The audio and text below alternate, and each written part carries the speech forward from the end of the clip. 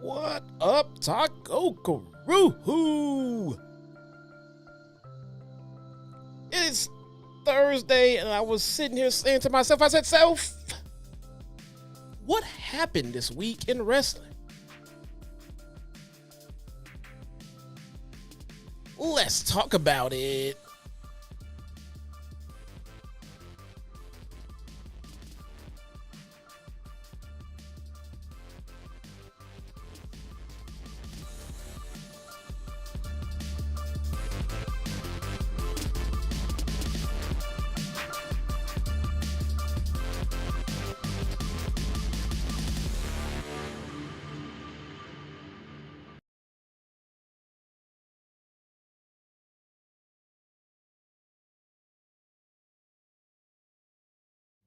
What is going on, everybody?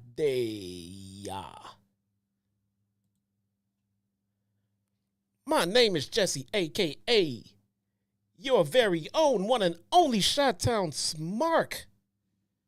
And I miss you guys, bruh. Where did you guys go? Let me find you. I don't even know where you are right now. But I saw some people here. There you go. You guys look fantastic. Look at ya. Please enter a name. Look at that. That's called creativity, ladies and gentlemen. Thank you so much for being here. Showtime. Crash Fly, what is going on? Susan. Everybody.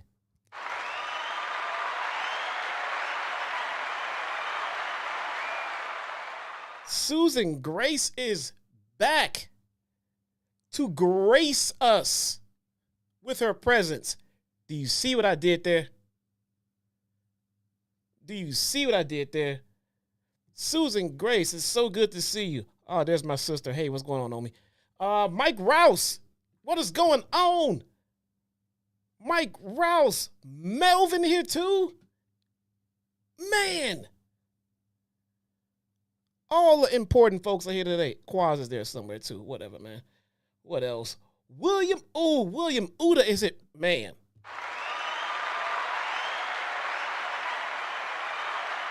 Woo! Bruh. This is hype. Man. Man. What's going on with you guys, man?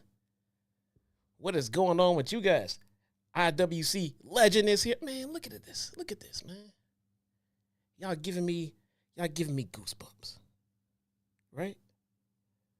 If I pretend that I see goosebumps and just point to it and reference it, right? Okay. There we go. How's everybody feel? Why am I? Never mind. So, first off, if you are here with me today, thank you so much. Do me a favor, hit the thumbs up button. I would appreciate that. Hit that thumbs up button, and good fortune will bestow you, I guarantee. Please leave a comment in the comment section if you are catching the stream on demand. That would also be greatly appreciated. And follow me on Instagram and on Twitter right here at these links on my luxurious desk. What's going on with y'all, man? What's going on? What is happening? in the wrestling realm out there. Let's see.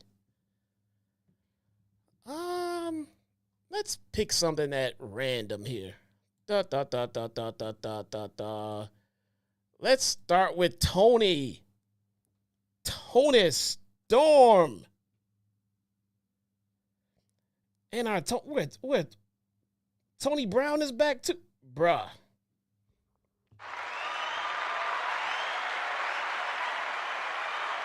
And we got Tony Brown back.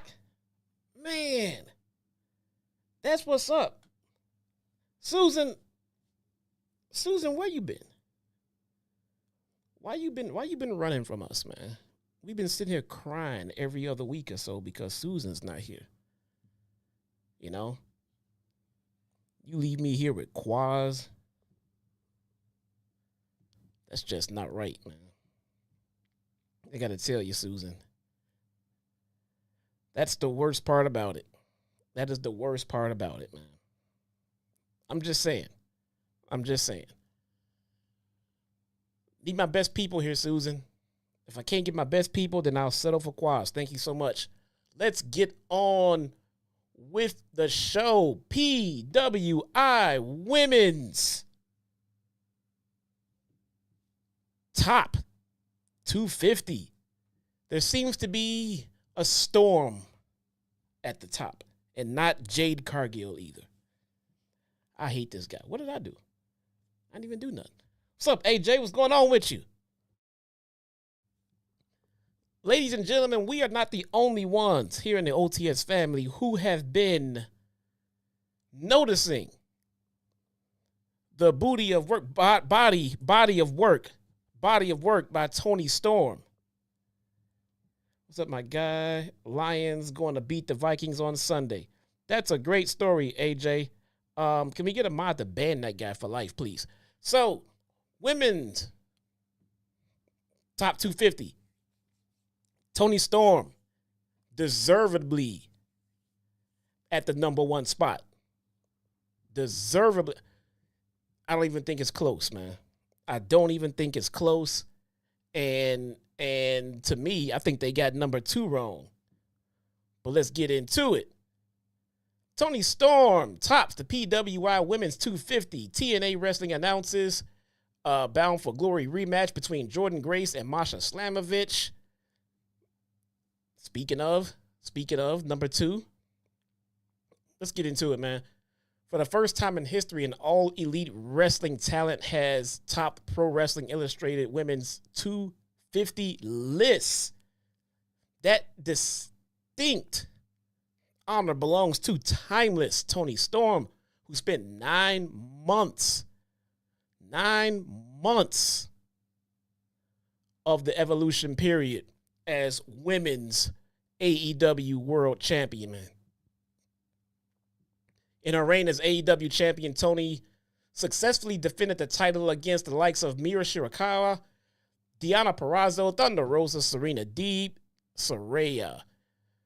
And at All In, Tony Storm's reign came to an end at the hands of her former friend Mariah May.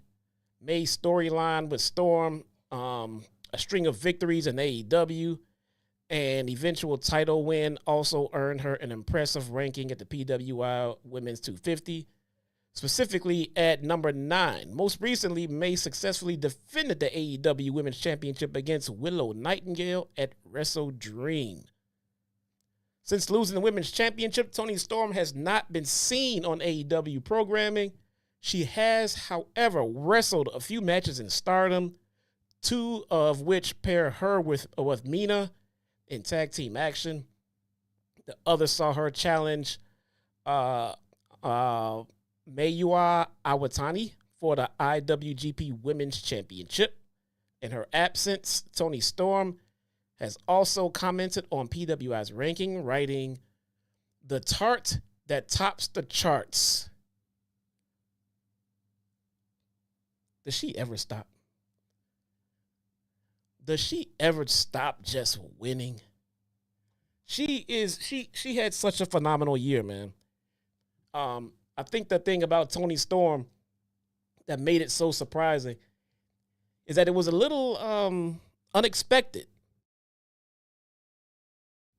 I would say unexpected, because we've seen her pushed and highlighted in WWE, and it was okay. And then she came over to AEW and they pushed her a little bit, and it was okay. But when she finally ditched that rocker gimmick and went to Timeless Toni Storm, it became money. It became more money than Monet. It became more money than Monet. She made it her own. She made it interesting. She never stopped playing the gimmick, man. She lived the life as Timeless Toni Storm. And it just, you could tell she was enjoying it so much.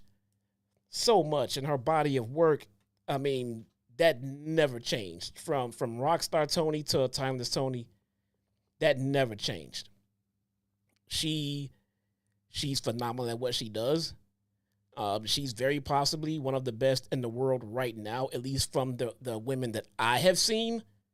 I have not seen all of the women across the world, but I can tell you that everything I've seen from Toni Storm, I don't see anyone else being on top of this list. To me,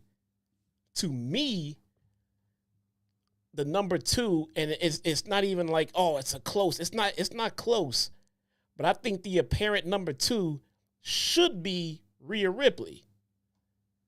Now, that's just my take on it. I don't think it should have been Jordynne Grace. Jordynne Grace was number two. So I don't know, man. Jordynne Grace had a fantastic year. I've always been a fan of Jordynne Grace. I don't know. Maybe and I'm sure the whole list is full of, oh, I don't agree with this one, or I don't agree with that one. I get it, but to me, it just seems like Rhea should be hands down. What's up, PW? Hands down, number two. But what are we gonna do? I don't have the full PWI Insider list here. Let me see if I have easy access to it, because now I'm just kind of curious on the rest of the list. You know what I'm saying? Let's see. Rhea should have been number two. Oh, I agree. Guardian, my boy GOC. What up, my guy with the 1999 super chat, man. My guy says, keep grinding on the channel, my brother. Your game is on point more than ever. You and JD are kicking ass on OTS. Hopefully the family as well. Guardian, man. I can't appreciate you enough, sir. Day one fan, man. Guardian of Chaos, go. That's my guy, man.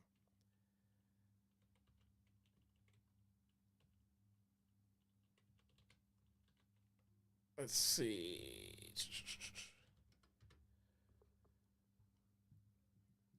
And here is the list. Okay. What do we have here? PWI has released their yearly list of 250 women's best wrestlers in the world. What do we have here? As we remind you, last month when the men's PWI 500 was released, the criteria for PWI's list are kayfabe based and takes the following into consideration. I think this is important. Win-loss record, championships won, quality of competition, major feuds, prominence within a wrestler's promotions, overall wrestling ability. Fair. So as we discussed, Timeless Toni Storm, number one. Jordynne Grace, number two. Rhea Ripley, number three. I don't know. I don't know. I can't really argue with too much past number three because I'm not familiar with anywhere near everyone on them. Let's see. Maika at Stardom, Stephanie Vicur At 5, I did get to see some of Stephanie's work. I do think, from what I can tell, she had a good year. I'm sure it was the best year of her career.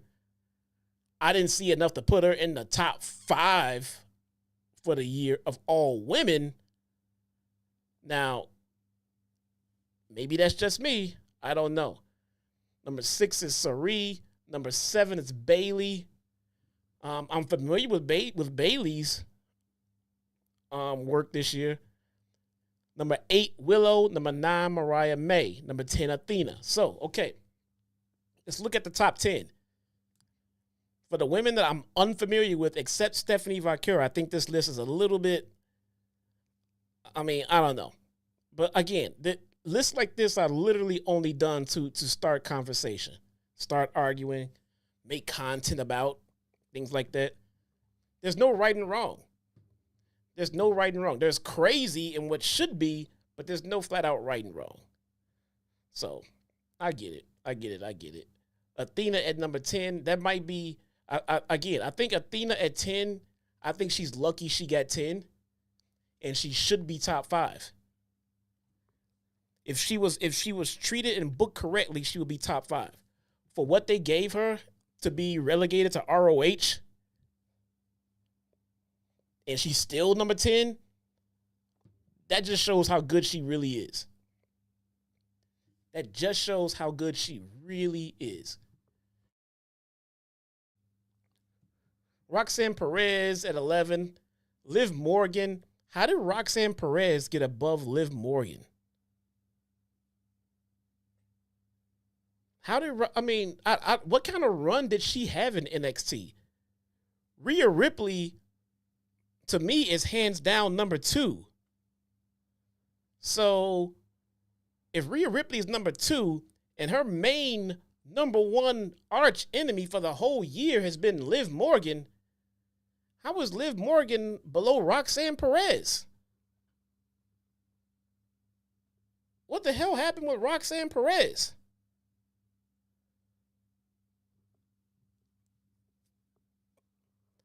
Like I said, I would just like a little bit of sensibility here. Lyra Valkyria, number 20. Really? Really, though? Tony Brown. What is good with you?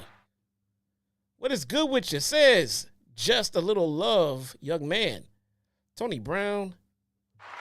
Another OG of the Taco Crew. I thank you, kind sir. I appreciate you, man. Lyra Valkyria, number 20. Wow. Like, Becky Lynch, number 17. What has Becky Lynch done to be on this list? Can anyone riddle me that? Did she do, even when she was here, did she do anything to be on this, on the top 20? I don't know. This one I can't figure out, man. EO number 13, right below Liv Morgan. I won't comment on where I think EO should be because I'm well aware of my opinion of where EO should be is a little biased, but let's just say it's on top.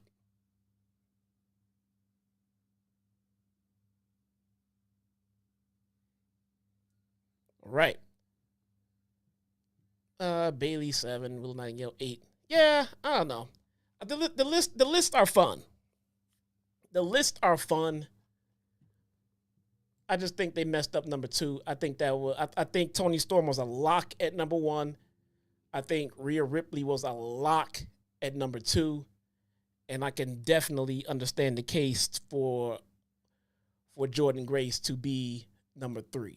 Absolutely. Dave Bautista was on Jimmy Kimmel Live last night.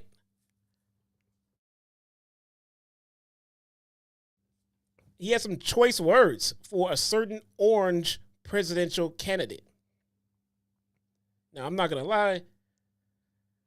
I personally thoroughly enjoyed this segment.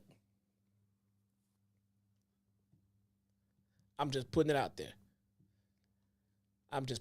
Donald Trump was ripped to shreds by Dave Bautista on Jimmy Kimmel Live.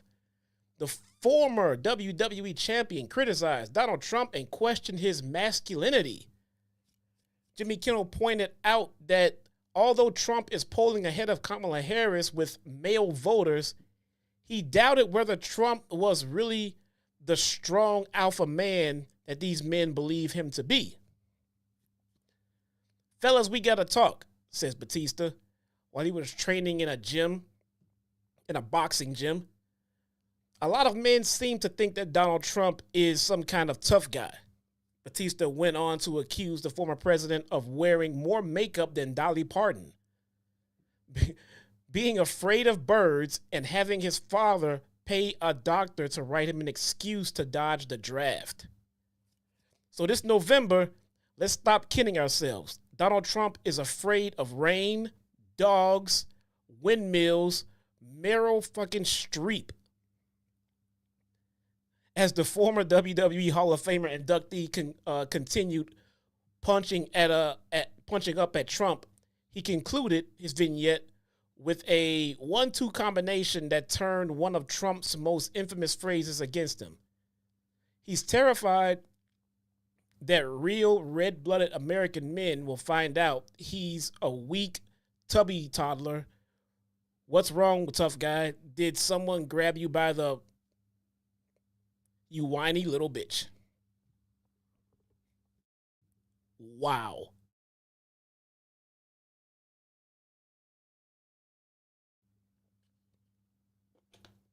I just want Batista to try to tell us what he really means. It's kind of hard for us to try to figure out what his intentions are. If Batista were running for president, his sharp comments would make for a compelling political advertisement, likely appealing to voters who appreciate tough talk from their candidates. Perhaps this approach could still resonate with those who are undecided about their options in the upcoming election.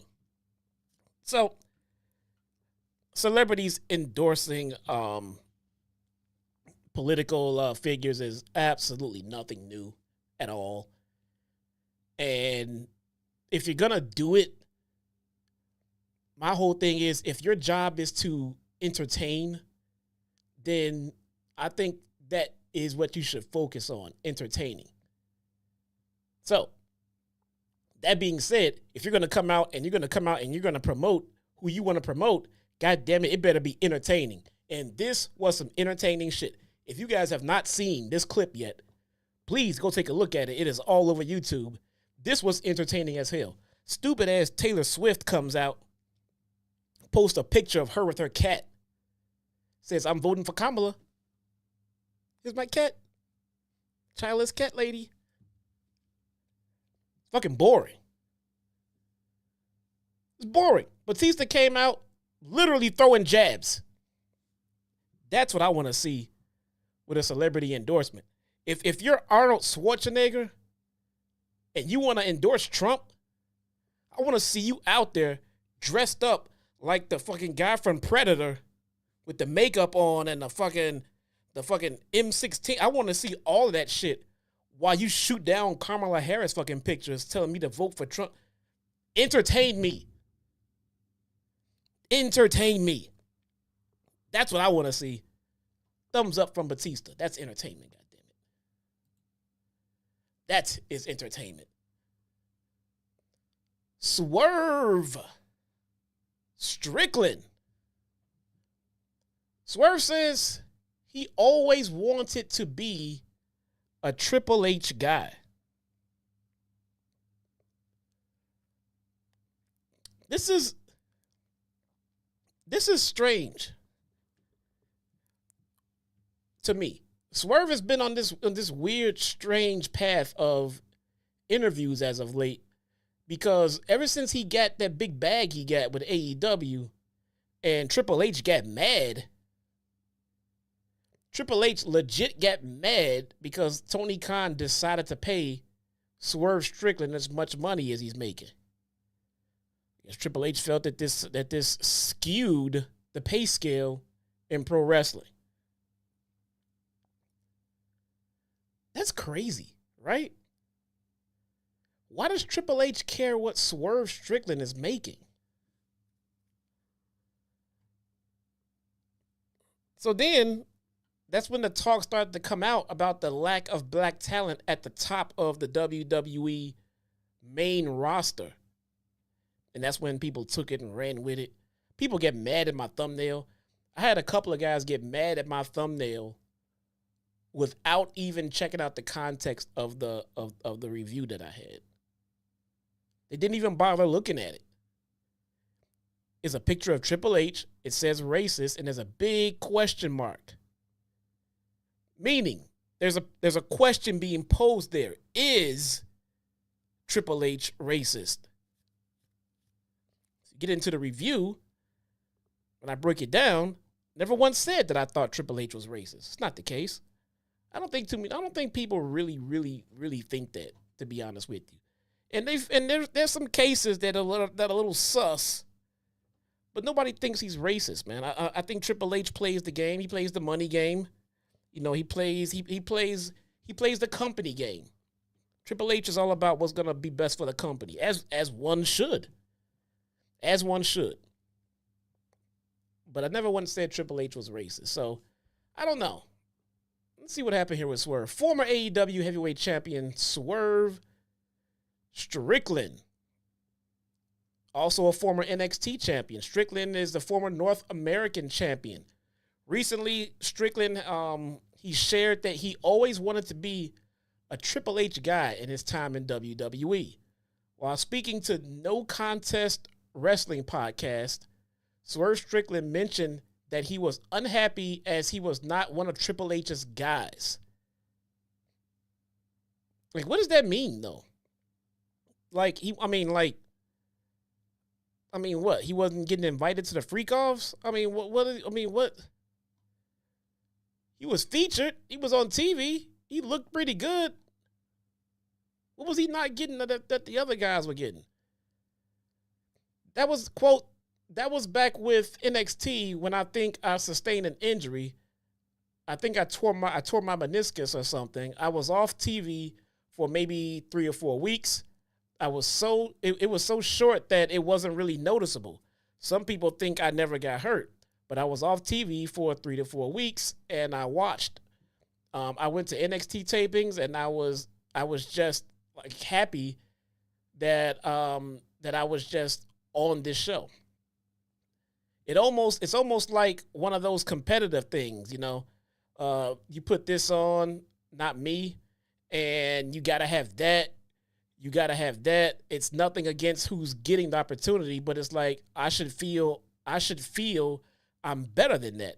I should feel I deserve the starting job on any team. And that's how I felt.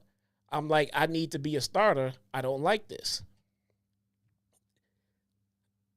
So in that regard, I mean, look, everyone should have the confidence in themselves to say, hey, I should be the main event guy. You know? That's not really an argument to me. Everyone should have the mentality of I should be on the top of this card. Now, I don't think just being a Triple H guy, quote unquote, will get you to that spot. I mean, it's got to be your body of work, obviously, clearly. So to just sit and ask, well, how come I'm not up there? Well, how's the body of work? How long have you been there? There's a lot of moving parts as it pertains to why you're not at the top. Maybe there's other plans for you. You know, maybe the plans for you don't involve you sticking around NXT long enough to be NXT champion. But we all know he had moved to the main roster, then he got fucking fired. So,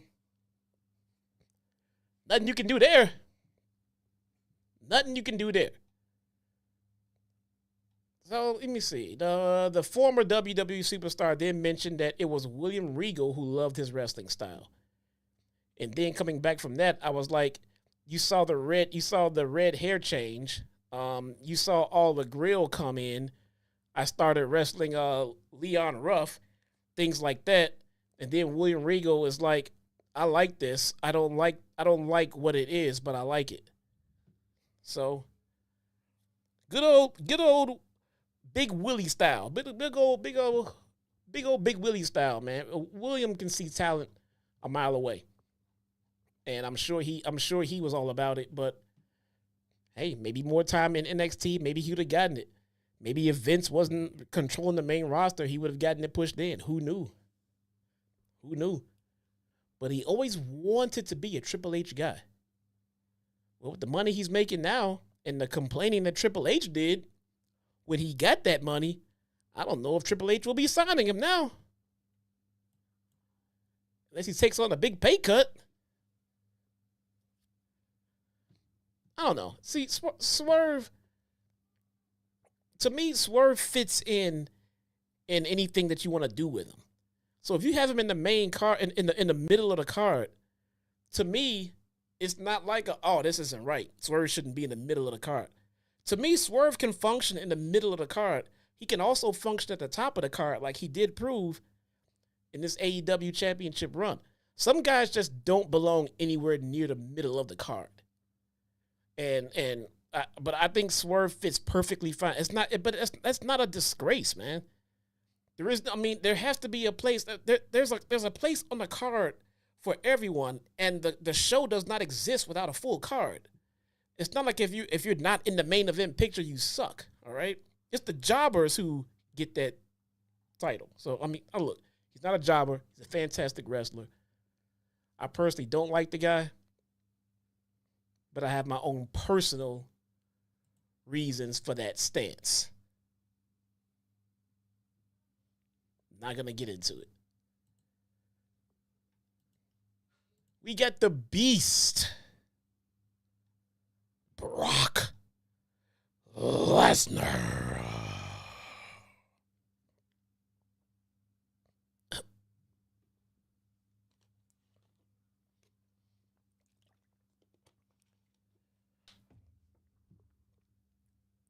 Okay, there we go. Brock Lesnar. Lots of rumors on Brock Lesnar these days. Brock Lesnar was kind of sub-mentioned on WWE television the last week or so. Interesting. Because Brock Lesnar hasn't been seen in WWE since August 2023. And despite rumors to the contrary, it does not appear he'll be returning anytime soon. A new report from Fightful Select citing a high-level source within the company states there are no creative plans in place for Lesnar. Additionally, a sourcing creative relayed that it would be quite surprising if Lesnar was brought back in the midst of a federal investigation. I think that tops it and says it all right there. Though not directly named, Lesnar was referenced in a civil lawsuit filed against Vince McMahon, John Laurinaitis, and WWE by former employee Janelle Grant earlier this year, as you are all aware. I think everyone has seen and heard about the Brock Lesnar references that have been happening around the Janelle Grant lawsuit. And what can you say, man? It's not a good look, is it? It's not a good look. So I think bringing Brock Lesnar back amongst an investigation such as this, with the high profile name that's involved, and who knows, man, this stuff could all come down like a house of cards, kind of like the Diddler. You know what I'm saying? Who knows? We shall see. But the last thing you want to do is bring someone back, feature them on TV while everyone is still trying to figure out what his complicity is in this whole situation. So, I don't see Brock coming back, y'all. Personally, I don't think he's going to come back.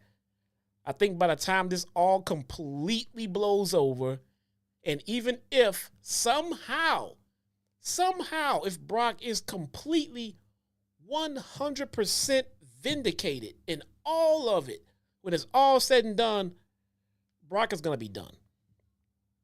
Brock is going to be done. It won't be worth it. I think that's the bigger picture. It won't be worth it to WWE to bring him back.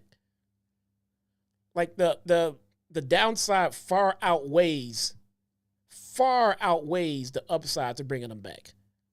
You've done everything there is to do with Brock Lesnar right now. There is nothing we need to see Brock Lesnar do. Nothing. I don't think he comes back. AEW Dynamite viewership increases.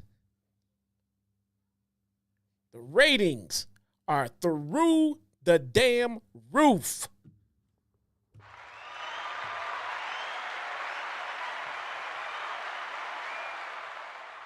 The product is back to being great again. Nothing to fix. No notes. Yeah, okay. Dynamite saw an increase in viewership on October 16th with the return to Wednesday night. According to WrestleNomics, 633,000 viewers watched the show on Wednesday night, drawing a 0.2 rating in the 1849 demographic. This viewership is up from last week's 329 viewers because they were on a different night. Duh.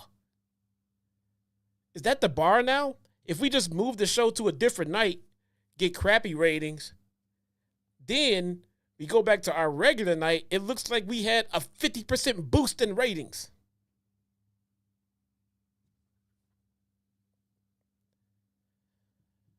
My God, man. What happened on Dynamite this week? The show kicked off with Adam Cole calling out MJF. MJF wasn't in the building, but told told via satellite that he would never face him in another match. Mercedes Moné defeated Queen Aminata, retains the AEW TBS Championship. Shelton Benjamin made his AEW in-ring debut, picking up a win over Lio Rush. Benjamin will face Swerve on October 30th. The main event saw Christian Cage defeat Jay White thanks to the assist of Kip Sabian and Hangman Adam Page.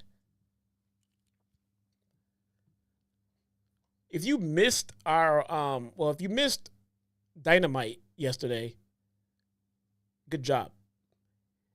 If you missed our review of Dynamite yesterday, that you got to go check out. Because, we need to get something going on for that show, man. We need to get something going on for that show.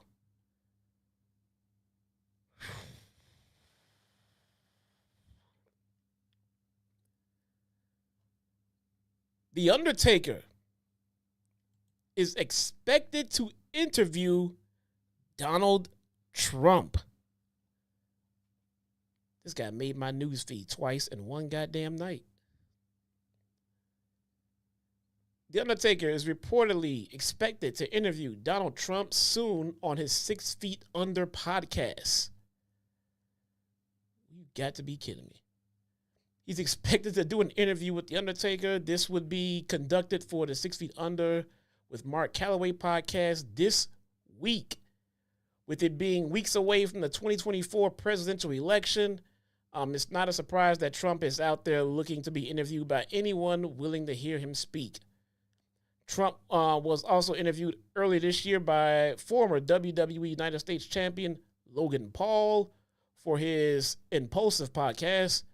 Trump has a lot of support from WWE superstars such as Hulk Hogan, Linda McMahon.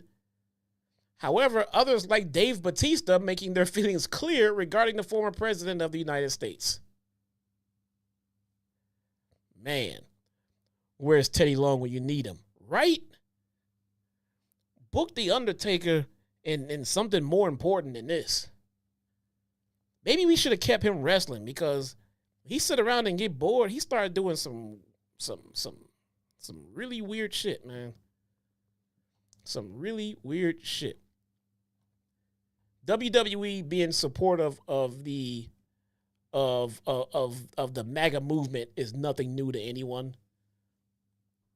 Undertaker being supportive of the MAGA movement is a surprise to absolutely no one. Hogan being a part of it, surprise to absolutely no one. Linda McMahon, surprise to absolutely no one. I think you guys see where we're going with this. I think you guys can see where we are going with this. I think I had one more thing for you guys before we call it. Yeah, we're not going to make this a long drug out stream. Because like I said, to be honest with you, there's not a lot of major pressing things going on. We covered Dynamite last night, and to be honest with you, it was tedious, man. It was tedious. Let's see. What happened? We hear from Adam Cole. Adam Cole came out, told us about him and his former brochacho, and basically he came out and told us how he's a babyface now, and it all makes sense. Guys, I'm a babyface now, and it all makes sense. Please don't read too far into it. Adam Cole, baby.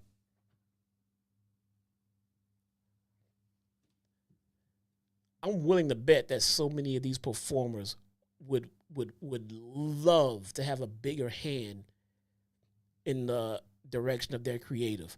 Now, I'm saying that about AEW, which the last time I heard from someone on the inside is that they do get some kind of say-so over their promos and what happens with them. At least they used to. We're not talking total creative control, but some input.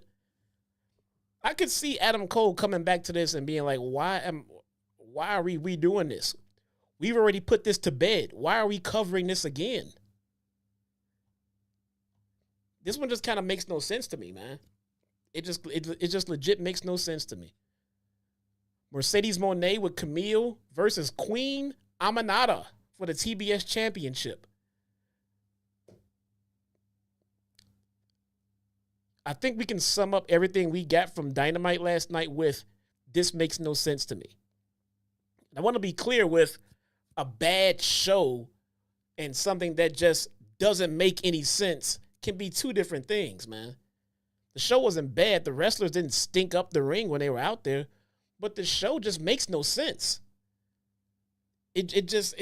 I'm just so confused by it. I want to get invested into something that they're doing, but I'm concerned next week they'll completely flip the switch and it'll all change. Who knows? The Elite versus the Conglomeration. Bro, who approved the name the Conglomeration? Who does this?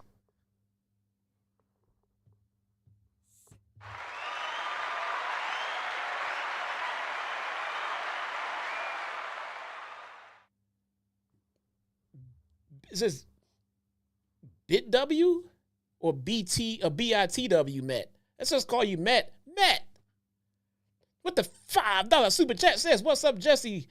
Just dropping into your show to show some support. Appreciate all you do. Keep up the great work, or the good work. Sorry, I wish I was doing great work, but Matt just says I'm doing good work.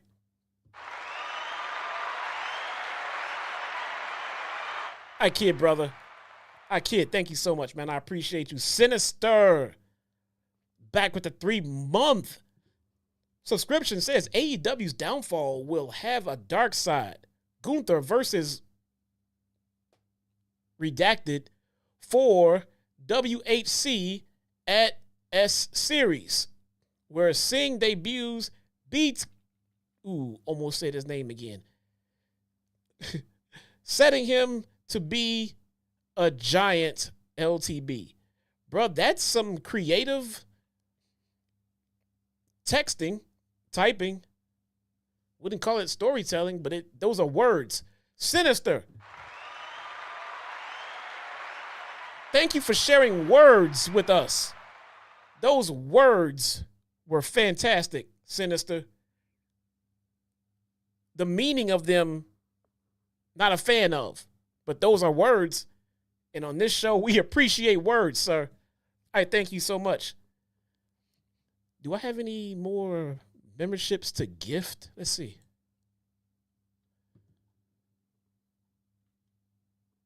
Oh, man, I don't have any to gift yet. But I will soon. And I will be giving away more gifted subs. I keep forgetting. I'm not going to forget them this time. I kept forgetting that I had gifted subs to give away. No, I don't have any. I don't have any right now, Julie. I don't have any right now. But when I get them back, I'm going to give them out. And I can't even pick who gets them. YouTube throws them out at random. The conglomeration. I was having more fun talking about the gifted subs. Kazuchika Okada, Kyle O'Reilly begin the action. The bell rings. The two lock up. They exchange forearms with one another. Nicolas Cage tags in, locks up with O'Reilly. Orange Cassidy comes. Double disqualification due to outside interference. Claudio Castagnoli, Pac, Marina Shafir, Yuta, they all came down. The BCC came down, did what they did. The thing that I did not like about this part, and it really drove me nuts, is when they had the BCC pass up and interact with the Young Bucks, and the Young Bucks didn't give a shit. Now, something that I thought about after last night's show was that what if this is the start of them turning the Young Bucks back to babyface? Think about it. They're gonna play the we don't give a crap heels for a while, and then the more momentum that the BCC gets and the more help they need, they're gonna book themselves to be the miraculous heroes that had to kind of come back to save AEW against its most vicious threat in history. These are the same people that tried themselves to take over the company not that long ago. That's why I was like, if nothing else, shouldn't they be mad or jealous or just not with someone else taking over the company that they wanted to take over? They murdered the president and CEO. It's kind of weird. Leo Rush with Layla Gray. Not sure when Layla Gray got connected with Leo Rush. Versus Shelton Benjamin. This was just a showcase for Shelton Benjamin. I don't know if Shelton got to pick his opponent or what, but this was definitely a showcase for Shelton, and it's to show the AEW fan base that, hey, I still got it. You know? I kind of feel like that was the whole point there. Just to show that what he can do, and Shelton Benjamin absolutely does still have it. I want to feel more excitement about what's going on with Shelton Benjamin, and I get it. He just got here. Let's give him time to, get his feet wet and everything else. They offered Leo Rush a card to possibly join the Don Callis family, so that makes Leo Rush a candidate. Private Party was offered. Let's see, who else was offered to be in the Don Callis family? Mercedes Moné was invited to be in the Callis family. Swerve. Oh, Hurt Syndicate. My bad. I said it like 100 times too. I said like 100 times. Not the Callis family, the Hurt Syndicate. I'm starting to see a pattern, though. MVP knows exactly who he wants. And at this point, we know exactly who MVP wants as well. We had Christian Cage out there with Nick Wayne and Mama Wayne versus Jay White with Juice and Colton Gunn. Are we missing the gun? Is he injured? I just noticed it. Are we missing a gun? Are we losing our guns? They're taking our guns. Oh, God, don't say that. Don't say that, man. Fucking MAGA goes crazy. They go crazy. What happened here? Christian Cage wins. Christian Cage is on his way to one day be the AEW World Champion. And I remember the day when Christian Cage debuted and the big fanfare that TK made that made him look absolutely ridiculous. Look at him now. Look at him now. I really wouldn't mind seeing Christian Cage try to win the AEW World title. The guy's doing great. He's doing some of the best work of his career. Who knew? Who knew? And was that it? That was about it, guys. Like I said, nothing crazy. The show was all right. I just want some direction. I just want to know what's going on with these stories. I don't like getting invested into a story one week and then next week or 2 weeks later, that same story is tossed out of the window. It's gone. Like, it's gone. There was a match here. There was a feud here. There was a story here. Now it's gone. My God, man. My God. What other news is there going on? CM Punk in a horror movie? Who gives a shit? His dog is still ugly. Put Punk in a horror movie where that dog dies, and I'll buy a ticket to go see it. I promise you. I promise you.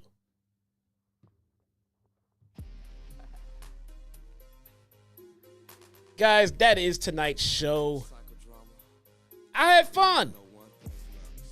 Do me a favor. If you had fun, hit that thumbs up button. If you hate my guts, I heard that hitting that thumbs up button will get me demonetized. And then if you leave a comment telling me how much you hate my guts, oh man, the channel explodes, obliterates into little bitty pieces. Guys, what do you guys think? So I'm kind of on the fence here. Should I cover Collision? Should I cover Collision? And if I do,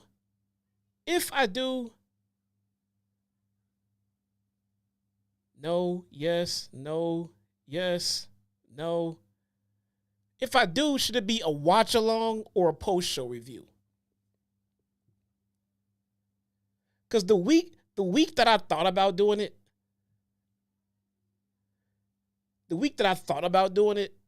they tack on Battle of the Belts, making it a 3-hour fucking show. So, I don't know. See, yeah, it will be fun. It'd give me something to do. Yeah, I know, right? I mean, in the summer, trying to cover Collision in the summer means that your Saturday nights, every night, you're stuck inside watching this show, and it's not even a good show. Every Saturday night, all summer. Look, now that the weather's getting cold, now I'm sitting there like, It gets hot in this office with all the monitors and lights and everything in this room. So in the summer, it gets even like hotter. But in the winter, it's nice and cozy. So I'm like, I don't know. We'll see. We'll see, man. Maybe I'll do one this weekend. I'm all about the retention. So if I do a show and you guys show up and show out, I'll keep doing it. But if I'm doing it and nobody is like all about giving a shit about it, I don't take it personal. I don't blame you guys because you're out enjoying your fucking Saturday nights as you should be. But if you're out enjoying yours, then I'd rather go out and enjoy mine. My daughter suggested doing one every other week or so. Maybe she was on to something. We'll see. We'll kick it around, man. In the meantime, let's get out of here, man. Go enjoy the rest. You guys want watch-alongs? Watch-alongs are much easier to do. I don't know, man. But it seems to be them. It seems like it would be more fun to do the post show. We'll see. Maybe I'll mix it up. Maybe I'll keep you guessing. Let's get out of here, man.